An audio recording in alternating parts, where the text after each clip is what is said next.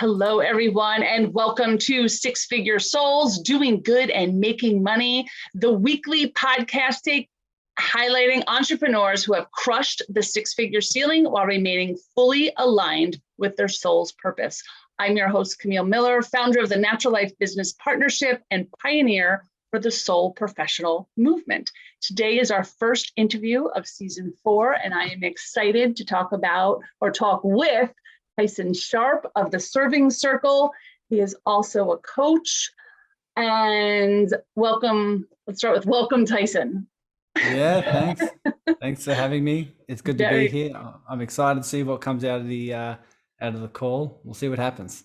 Yeah, I'm so excited. It's actually been a little while since I've recorded. As people, if you've been following this, it started off as a summit in 2020 to tell people stories of how they created their soul-aligned business and then how they built it to the place where they've crushed, six figures or gotten aligned. And I love to highlight and talk to people like yourself that it's not always perfect. We all, like, entrepreneurship is really about the ups and the downs. So we're going to talk a little bit about the ups and a little bit about the downs. So Tyson, cool. I should also mention that Tyson and I do a monthly networking discussion where we pull soul cards. It's called Business with Heart. And anyone listening, we would love to have you join either of us, all of us, both of us, and all of the soul professionals that we have with us that night. All right, Tyson, let's jump into you. So I've known you, I don't know, a year, 2 years. I've met you through the Serving Circle when I was invited in, and I'm not sure by who, but now you have this huge Facebook group with this amazing mission of just aligning everyone. Why don't you tell us a little bit about the Serving Circle so everyone can hear about it? And then I want to dive into how you got to that place. Yeah, sure. Well, the Serving Circle really is a community of spiritual entrepreneurs who find heartfelt ways to collaborate. So real, insightful, creative ways to help each other grow online by getting on each other's podcasts, doing service exchanges, referral partnerships and joint ventures, and just a loving energy of support while people follow their heart's calling. And I think what's more important to me than the number, and it was actually just today, the day of this recording, that it reached the 2,500 member mark. So wow. Yeah, but what I'm about to say is what's more important to me than the size of it is how engaging it is. It's pretty rare to have a Facebook group that's free be so engaging and have such an energy of heartfelt love and compassion and kindness and support with one another. And that's what the majority of the members let me know they feel. That to me is such a good accomplishment, despite the figures and the numbers of the growth and that sort of thing. How long have you had the Serving Circle? When did it start? So I've always sort of had a Facebook group. I started my business about 6 years ago. Okay. I started a group. It wasn't necessarily to form a community in of itself, like most people building a group. It was mostly around me supporting through my content. I was more a mindset coach back then. Okay. It was helping business owners overcome all of their fears and judgments and doubts and all the patterns. And I was doing quite well. The first few years, I was really reaching my first 10K months. My social media was doing well. I was getting a lot of engagement until I wasn't. And for anyone who knows my story, it was about 3 years ago where clients dried up, income dried up, and it was such a huge hit to my ego. I realized how much that was building my business. And I believe, like many people who are building their own businesses, life is teaching us some deep lessons. Yeah. And those deep lessons really come from, what our soul's here to learn. I believe at that stage, to get to your question of how the Serving Circle was born, I was so attached to success. I needed money to feel safe. I needed to be perceived as doing well online to feel enough and to feel worthy and to feel, like I'm good enough. And I realized, because that all faded away, that's what was running the show. What was running me was these patterns to feel enough and loved and do it through success and do it through money. I realized, instead of taking those actions from that energy anymore, what I would do is sit down in this chair and meditate and sit in silence for about 6 hours and just allow the fear to be there. We all know the feeling inside us that says, oh, I got to do this because I got to make money, or I got to do this because, then this person will see me in a certain way, or I'll get the approval of my mom or whatever. Instead of building your business from that energy and that level of consciousness, I decided to sit there and just allow it to be there and just hold a loving, safe space for the side of me that was scared. And as I held a space for the side of me that was scared, that pattern and that energy with time just started to dissipate. And a lot of stuff came up in that first meditation, but I realized that all the emotions are coming up because they're coming out. They're coming up because they're ready to be seen, they're ready to be healed, they're ready to be loved. And as they start to dissipate, I started to get some deeper insights. One of those being, hey, if you build a community and you fall in love with the art of serving and being of service, everything will take care of itself, right? So the clients, the income, the collaborations, the opportunities, it'll all come in perfect timing, even if your mind can't see it, but that's something you can deeply trust. And I rebranded the group to the Serving Circle, and I started to build a community from that energy, from the energy of selfless service, from the energy of just wanting to help because it's my soul's mission, instead of the energy of fear and scarcity. I love that.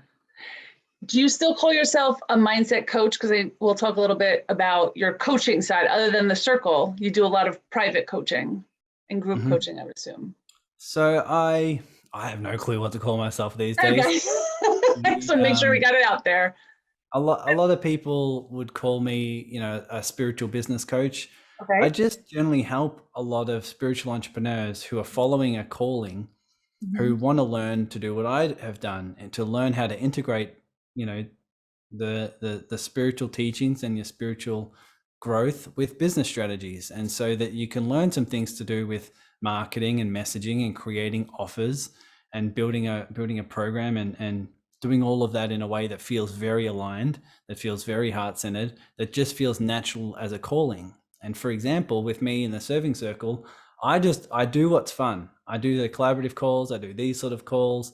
I do a lot of content and group coaching and stuff that I could do all day, every day. And it's energy producing for me. I just do what's fun. I talk about the things that are exciting for me. I learn about things that are exciting for me. And as a byproduct, I give so much value that the group grows and my business is supported as a byproduct of that. Excellent. Nice. How long did it take from that time that you kind of bottomed out, dried up, had the mind shift part of it, like shifted your mind, that you started to build again? And that had to be pretty scary. It was very scary at the time. It was really just after that. I was still working in a restaurant. Okay. And I had worked it down to about 2 shifts a week. But it was really when I started meditating that I kept getting the calling to just leave the job. And I wasn't making much money in coaching, wasn't making much money in the job. So yes, it was very scary for me to say, you know what, that needs to go. And I need to, leave the job, because I was going there for safety, right? I just needed to make a consistent income, no matter how small that was, for me to feel safe. And so for me to leave, I had to evolve to a version of me capable of embodying a deeper level of trust and a deeper level of surrender. And that was very, very scary. But it was soon around that time when I started, meditating, and I started saying, you know what, no matter what happens, I'm just going to follow what feels most expansive, what feels, 1, exciting, but 2, very scary to the mind. So it's almost like it feels exciting to your heart and soul, but very scary to your mind.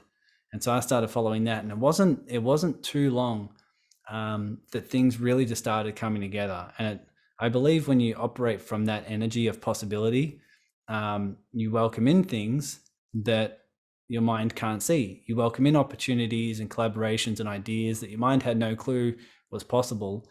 And then you start really achieving things from a non-linear perspective.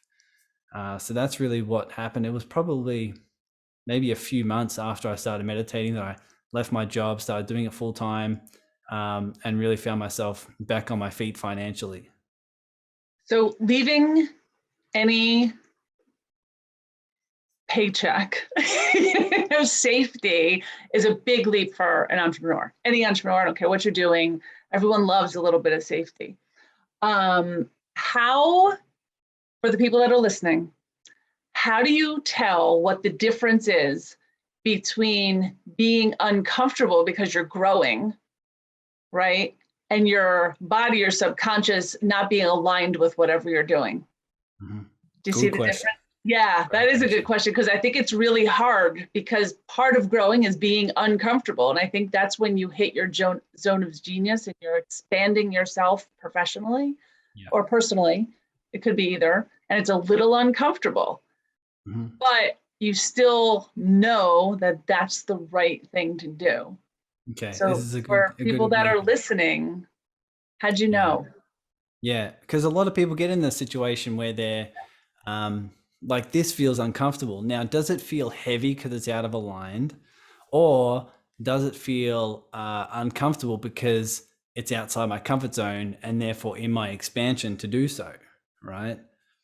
A good example is when I was at the job. So I'd go to the restaurant, and being there was only for safety, right? So the question is, when I would go to the job, I would feel uncomfortable. I'd feel like this is out of alignment, right? However, leaving also felt uncomfortable, right? Leaving the job, because I'm like, oh my God, like, what am I going to do to make money? You know, what if I fail? What if I need to move back in with my mom and she's making me breakfast again every morning? Like, what? Like, they're both uncomfortable, right? Yep. So the question is, what do you trust? Which uncomfortable do you trust? Exactly. Yeah. And what I found in meditation is you must follow whatever feels expansive. So as I just shared before, the energy of what feels expansive are the things that feel very exciting, but also quite scary. If it's exciting / scary, you can almost intuitively feel into it. It feels like, to take this leap, I have to expand my level of consciousness or my level of being, compared to if I was to go to the job, it would feel contracting. It would feel like I was following a pattern that no longer served me. I like that. Yep. So that's the difference, if it feels contracting or expansive. Both are uncomfortable. Both, you know, don't feel comfortable in your body, because both they're both uncomfortable for a reason. But the question of contraction or expansion is one where you can start to feel, okay, is this something that's going to expand me, or is it something that I'm just following a pattern, therefore it's now just out of alignment, still no longer serving me? Were you always a spiritual person? Like, some people I think are born awake, and some people expand to that place. I would say I expanded to that place. Clearly, we're all spiritual beings, whether we know it or not. Agreed. But but for the question itself, I wasn't, quote unquote spiritual. I never had I never prioritized my spiritual growth. I didn't really follow any religion. I was more towards a lot of science, and anytime religion came up, I was like, oh, that's against science, so therefore it's, I don't agree with it. Obviously now things have shifted, and now I see both. Now I love both. I see the science in spirituality, I see the spirituality in science, and so my mind has opened up. I really started creating that shift when I started meditating, and I started feeling intuitively how connected I am to everything. That's how I, slowly started becoming what you'd call awake. But it was, just me expanding my level of consciousness, me expanding the level of vibration that I have.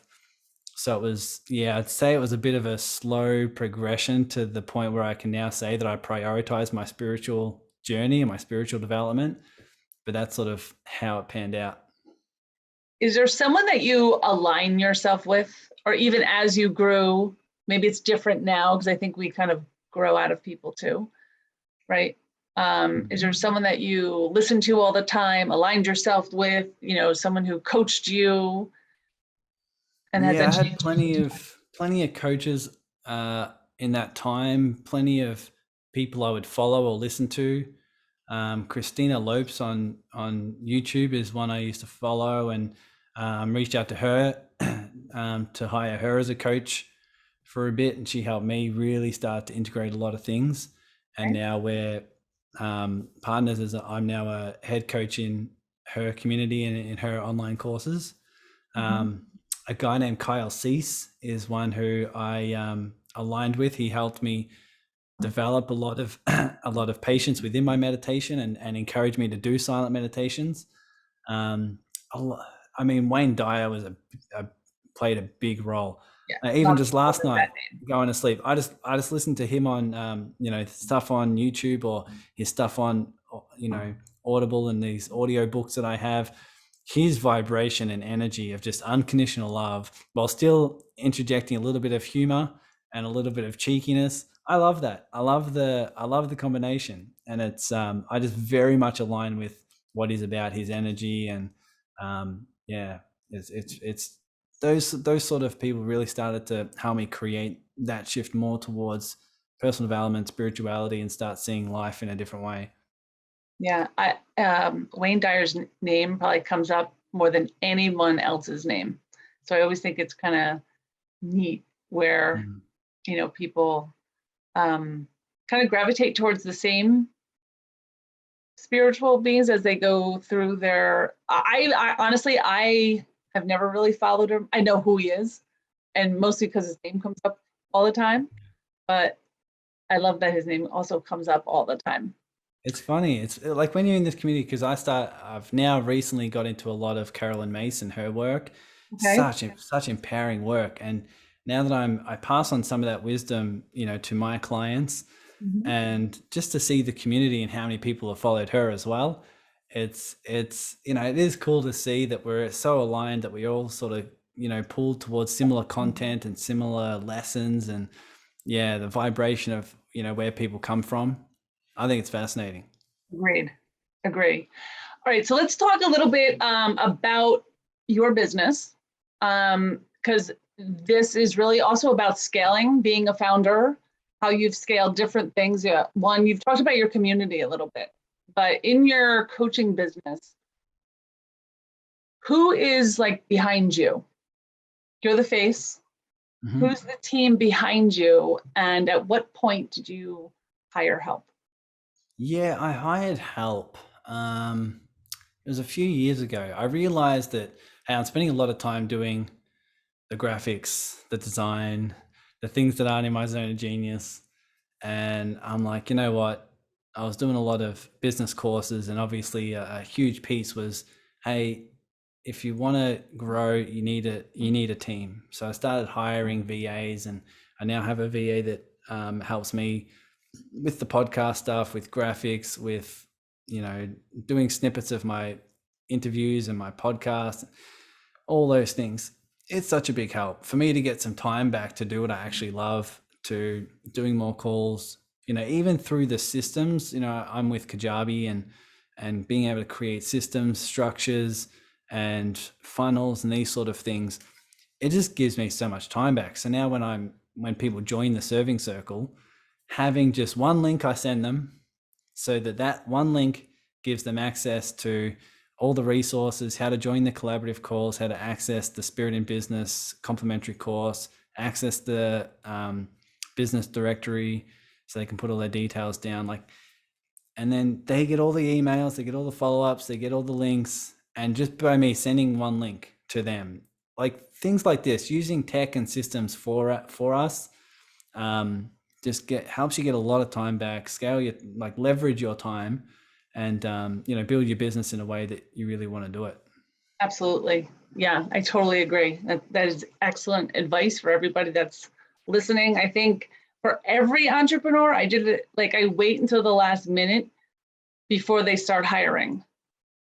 Right. And I'm kind of at that place now where I'm starting to grow again and I'm hiring more people, but I waited to the last minute, wrote down all the things I need to get off of my plate so I can expand and spend more time in my zone of genius. Right. And what really brings me joy. I think that's what I'm trying to do. What brings me joy every single day. And I just love it. Like, why did I do it? Stay in my passion. So Tyson, what is next for you? I got no clue. Can you tell me?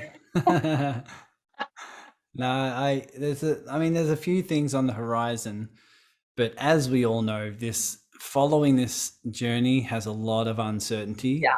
And so we must be open to all possibilities. We must be welcome to just surrender to what life presents us. But I mean, I see the serving circle because we got so much momentum built.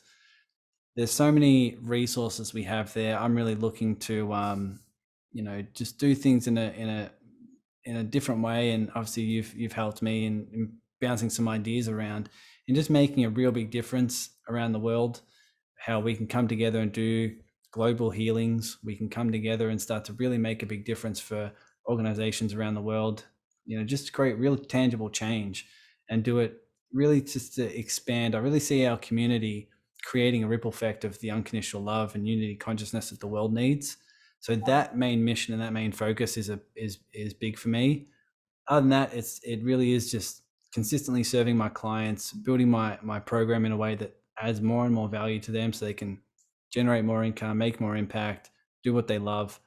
So it's serving my clients, helping them reach those deeper spiritual lessons while also growing their business, and just doing whatever calls to me, whatever feels aligned and expansive for me, just doing that every day.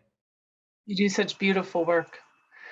Do you feel the world is shifting, even in the last 2 years, towards that more heart-centered place, that they want to help each other as human beings?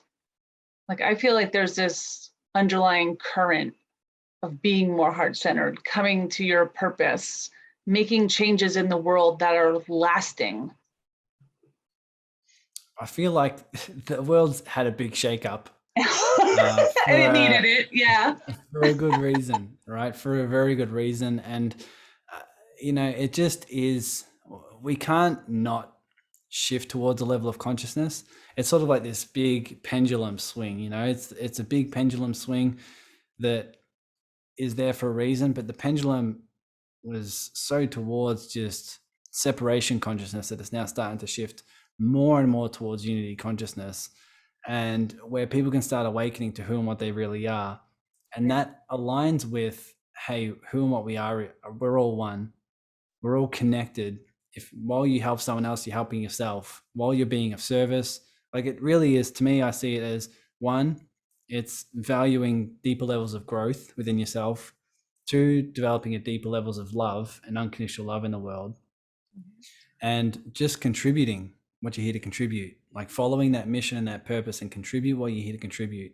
So if you're growing, loving more deeply and contributing what you're here to contribute, we're all being called to that. Like, you see people, they see this big shakeup. What I see is, as people are called to sit on the couch in lockdown, they were basically called to sit with the patterns within themselves that they wouldn't have had to face if everything went normal, right?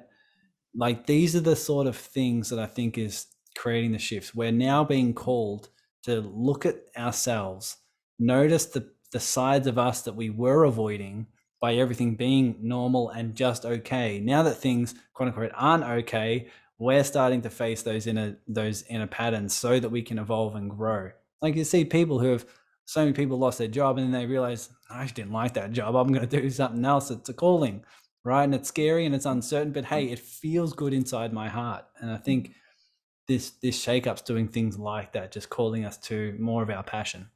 I absolutely agree. And here in America, I should have mentioned Tyson's joining us from Australia. If you're listening, I'm in America. But here in America, they're saying 1 in 4 Americans are not going back to their jobs. That is huge, huge, huge, huge, which means they're going towards entrepreneurship or something that feels more purposeful. So it's going to be interesting. Tyson, when people want to get in touch with you because they've absolutely connected with your soul, what is the best way to do it? Well, I mean, if you want to join the Serving Circle, that's where most people find me. So you can easily just search the Serving Circle on Facebook and join the community there. I spend most of my time networking and personal messaging on the Facebook platform. So people reaching out to me there is probably the best way. But if you want to learn more, or you want more details, I guess the Awaken Your Business Podcast is my podcast to get more content and interviews and more of my life and stuff like that. So the Awaken Your Business Podcast is where I do all of that. Amazing. We will also have Tyson's information in the show notes. So depending on where you're hearing this, you can collect those in the show notes and get in touch with Tyson. Well, thank you, Tyson, for being a part of our interview series this week. I really appreciate your time. My pleasure. Thanks for the invite. You are so very welcome. All right. Thank you, everyone, for joining us today. For more information about the Soul Professional movement, you can go to soulprofessional.com. This podcast is sponsored by the Natural Life Business Partnership, a global organization for the soul professional. If you live in a higher vibration, have an alternative approach to business, and are here to repair the world, check us out. Come to a meet and greet. You can find the next date at soulprofessional.com. You have a terrific night.